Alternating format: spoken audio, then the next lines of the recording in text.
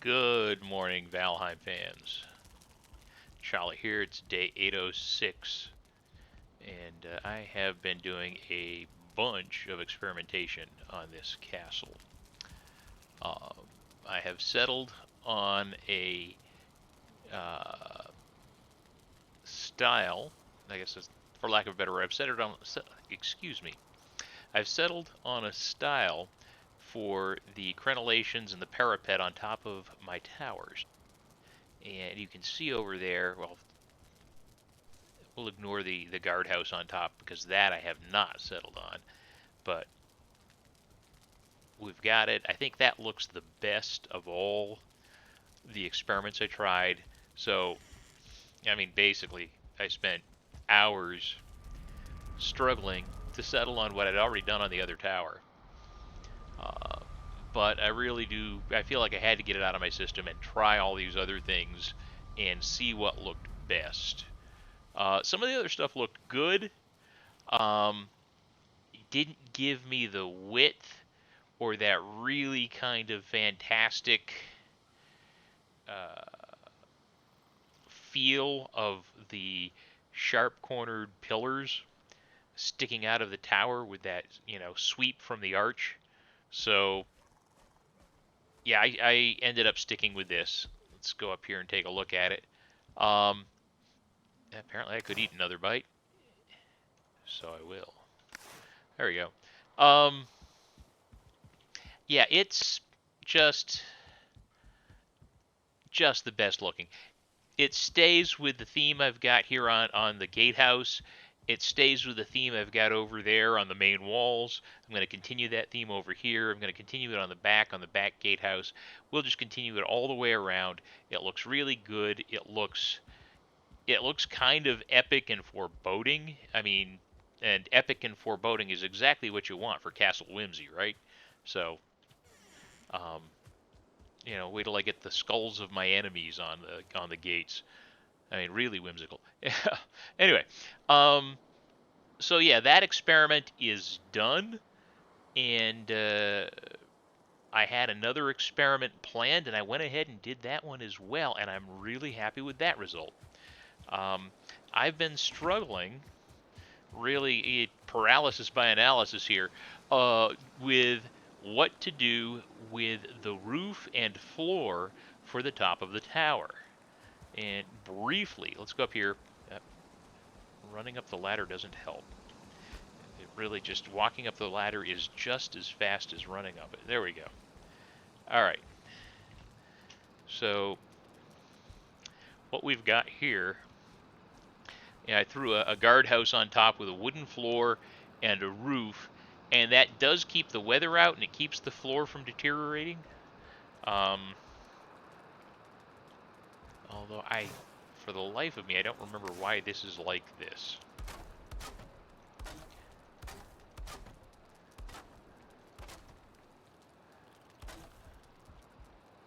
That's an open. And I think that's because I didn't have a full roof on it when I put that floor down, and so it got some damage. Anyhow, um, I struggled a lot with this guardhouse, and I'm probably going to tear it down. I mean, it's a big guardhouse. I mean, you can see it adds 2 stories to the. Oh, hey, there's the surprise. I've spoiled it. I've got a stone floor up there with a hole for a staircase, and it worked perfectly. Um, yep. And I did not think that was going to work at all. Uh, so for those of you who aren't familiar with this problem, or I did post a video about this, but um, I doubt anybody saw it. So I'll just explain from the beginning. Short answer is you can only stack the stones so high. With these towers, basically the top of those crenellations on the top of the tower, those pillars there, are as high as I can stack. Now I can go 1 or 2 further if I move in so that I'm right in line with the tower wall. The arches that support those pillars are slightly weaker than the uniformly stacked stone. So if I were to stack directly on top of the wall, I could go up to 18 meters, but off of those archways sticking off the side of the tower with no support, I can only go 16 meters. That said, getting an unsupported floor tile in the middle of a tower that has an 8+ meter opening on the interior and is 10 meters wide total is quite a challenge. And I thought I was going to have to stick iron beams in here or something, and I'm already using a small number of iron, actually, so not iron, yeah, iron beams in here. I'm using a small number of iron poles, vertical poles in the bottom, and I thought I was going to use iron cross beams under this floor, but I found a way to do it that doesn't require any iron. Now, do I have the iron? Could I mine the iron? Yes and yes. But at some point, you're cramming a lot of iron into your build just to get a few meters of height, and yeah, once you're in the plains, iron isn't that precious, but iron still gets used in a ton of stuff. And you got to go deal with the crypts and mining and hauling the metal. And yeah, it's a little precious. The same reason I don't make iron arrowheads. Um, you get them in the crypts. If you get a good bow, the wooden arrows and the flint arrows and the fire arrows work great until you get obsidian. And then once you've got obsidian, obsidian can't be used to make armor. It can't be used to make weapons. It can only be used for a couple of things in the entire game, and the main thing it can be used for is arrows. So at that point, iron arrows are right out, because obsidian is so much cheaper in that it's not precious, and it just lays there on the ground. You don't have to go and mine a crypt and then ship it by longboat. So long story short, I didn't really want to use iron up there if I didn't have to. I'm already going to use 64 iron to reinforce the 4 towers at one level. Let's go down and look. I'll show you what I'm talking about here. We did it in both towers, so we'll just use this example. Get ye old hammer out. By default, you're going to get one layer of blue grounded stone stability in the tower. By adding the iron poles, we pick up 2 extra. Now, if I add another 2-meter pole up to here, I get this area turns blue, this remains green. You don't get the full next level blue, or at least I didn't when I tried it. Nevertheless, I don't actually need it. These towers I'm pretty happy with. Get rid of the hammer there. There we go. At some point, you've built tall enough, and extra floors in your tower look cool, but I'm a survival player, right? I don't use creative mode to give myself resources or build without a workbench. I've primarily been building small forts, small bases, or really small outposts just to get me onto the continent, to get me to the next level. And then if I need to establish something bigger than a portal and a bed toehold, I go ahead and build that small fort. So I've got a couple of small forts, really two healthy forts and one big outpost, and then everything else is a tiny outpost. But I'm at that point where I've got iron, I've got black metal, I've got flax, so I've killed motor. It's time to take full advantage of the resources at my disposal and build an epic base. I'm also making up for a mistake I made, which is my first base was in the center of a continent and well inland and away from the Forsaken Sacrifice Stones, which are right over here. So you can only build so close to them, and I could actually build closer than this. But this is a really nice flat area with 2 hills on it that were low enough that I could just choose a high point between them, flatten them out, basically flatten the points off of them, and got one really large level area that I could then go ahead and extend out. Now I started this base after the terrain fix patch, so I'm paying 2 stone per click to raise terrain, but when you want to extend that terrain in a long run, you have to start all over from the ground and click. You can't just click, spend 4 stone, and have it pop up to the same height as before. You have to do all the clicks to get it to the height you want. So it's now functionally more expensive to raise terrain. So by picking this location, I was able to limit how much stone I had to spend in order to build a small plateau. Here, we'll run out here and take a look. How much stone I had to spend to build a small plateau to put my castle on, my fortress on. So you can see, yeah, I pulled it way out here. This is obviously not the hill. The hill was nice and round. I did spend over 1,000 stone. I probably spent over 1,500 stone to do this. I lost track. I had some. I pulled a bunch out of a chest. I built it. I started building towers. Then I realized I wanted my castle to be bigger and longer, really longer. So I pushed this out quite a bit further, and that required more stone. I may have spent 2,000 stone doing this. I did not count. I didn't keep a spreadsheet. I just loaded up a cart with equipment for a teleporter. Um, really, I ran around with a teleporter and cart parts in my inventory. Excuse me, bumped the microphone. And gathered stone, brought it back through that teleporter here, which is disabled because its other half is in the cart, and just kept building. Uh, this build so far, well, these shorter towers are 750, 780 stone. That tower and that tower that tower especially are probably closer to 1,000. Um, and then, I mean, you can do the math on these walls. They're 1 by 2 stone thick, and the 1 by 2s cost what, 4? Is that? Yeah, I'm sure. Yep, 4. All right.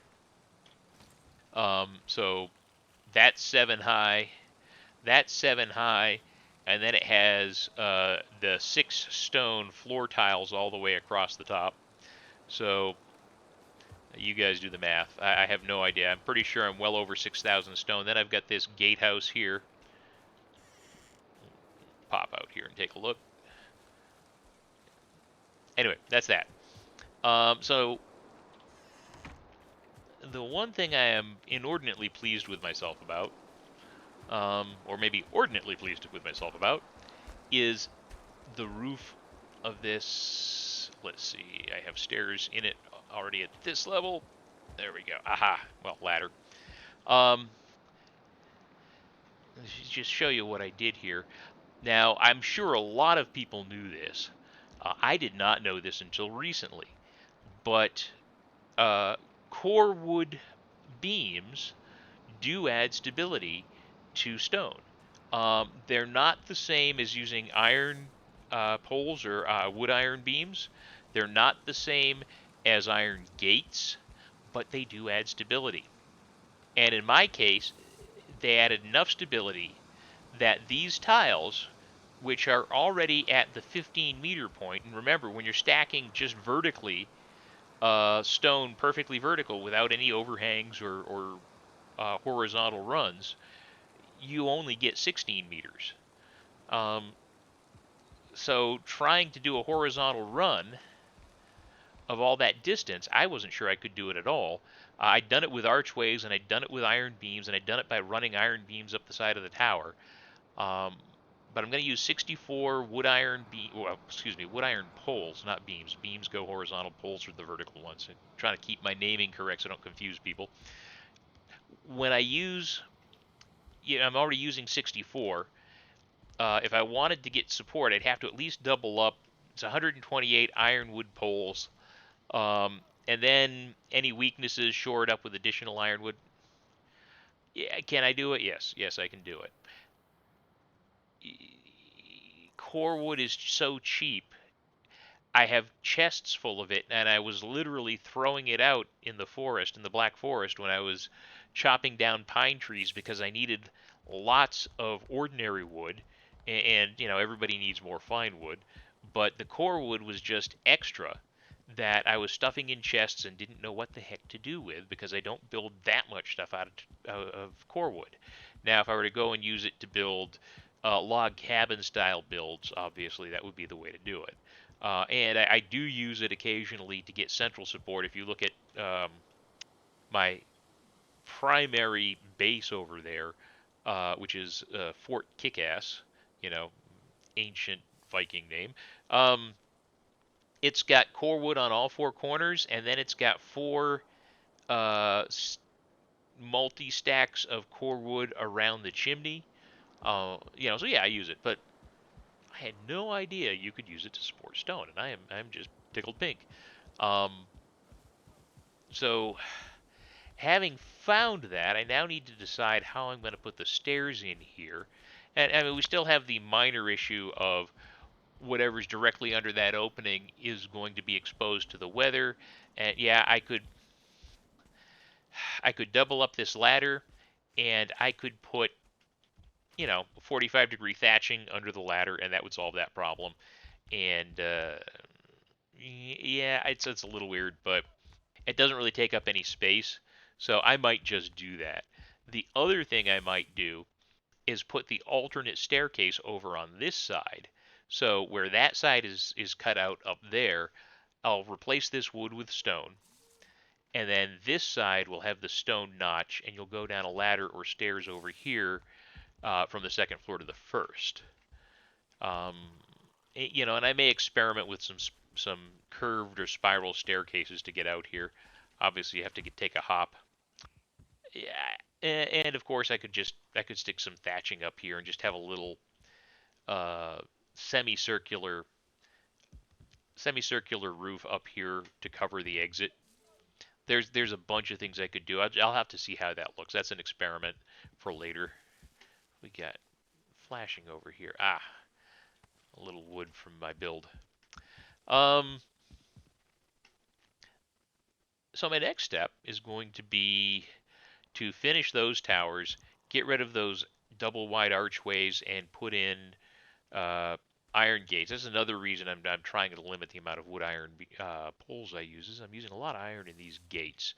Now you have to do a quick sum and check because I may be able to put uh, some wood iron poles in there just as cheaply to reinforce these openings, and then I can stick a regular wood gate in there for appearances. But that would be for appearances only, because honestly, the iron gates provide perfect support. They're really better than stacking stone in that same entrance, so I'm probably just going to stick with it because it works so well. Anyhow, this is my progress so far. I'm going to go ahead and, whoops, ouch, continue working. I'm going to build up these towers. Um, I don't know how much people like to watch build videos, but I may record some of it just so I have it. But there's nothing special going on here, right? I'm building a ring of 16 stones, one click per stone. I'm going to go up a couple more stones. I'm going to put wood iron beams at each corner in there. And I'm just going to, you know, yank out the arches, stack stone here, stick the iron gate in here. There's not a lot to tell. So we'll just do it. And then we'll move on to more bits of the build. Um, let's go ahead and head out here into town. Not that there's much of a town. There we go. And I've got this cart path that is, just a kind of a mess. But I think what I'm going to do is put the stone paver texture on it. I'll smooth it out a little. Put the stone paver texture on it. Um, all these divots and chunks I'm going to replace with, I'm going to fill that in, replace it with grass, and then I'm going to plant beech trees every few meters. I don't know how close together. I don't want them too close together, but maybe every 10 meters. So we'll have a beech tree lined path. Uh, Oops, there's the world save. Running out to my old fort. Um, we'll do a detour here and run up to this wall. This wall is going to get a gatehouse just like the seaward facing wall has. I may make it a little wider since we've got a wider wall here. We've got more room to expand and do that. I haven't decided if I'm going to keep the square towers or if I'm going to put round towers out here of some sort, or maybe not hexagonal, but octagonal towers out here. Something with flat sides. We'll see. we'll see. That's going to be a build experiment, and then once that's up, I'll take some video of that.